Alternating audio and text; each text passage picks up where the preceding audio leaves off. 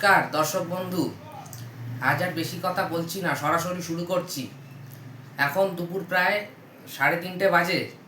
একটু আগে খবর পেলাম আমাদের উত্তর কলকাতায় পাইকপাড়ার বুকে এক ভয়ঙ্কর বিস্ফোরণের ঘটনা ঘটে গেল।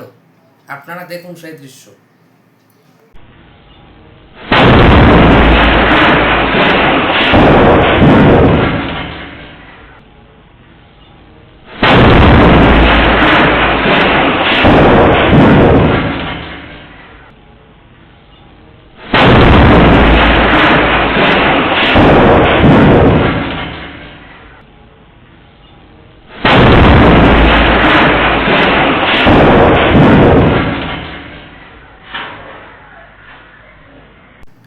এটা কিন্তু ইরান বা ইসরায়েলের যুদ্ধের দৃশ্য নয়।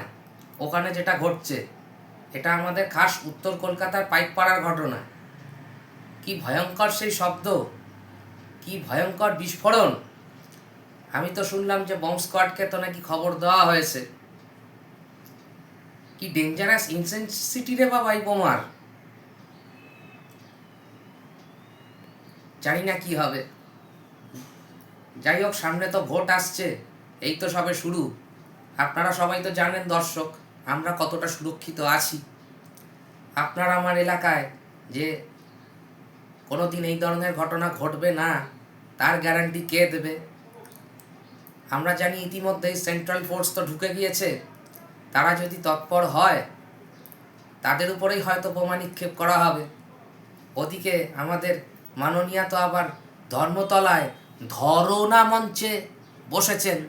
তার কারণ বানানটা তো ওইভাবেই লেখা আছে। আপনারা সকলেই টিভির পর্দায় দেখেছেন যে মঞ্চে কি বানান রয়েছে। এসআইআরে কেন এত নাম বাদ গেল তাই নিয়ে তো উনি সরব হয়েছেন।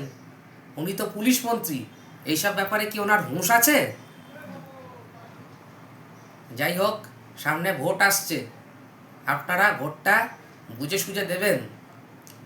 আর বেশি কথা বাড়াচ্ছি না, আপনারা সকলে ভালো থাকবেন।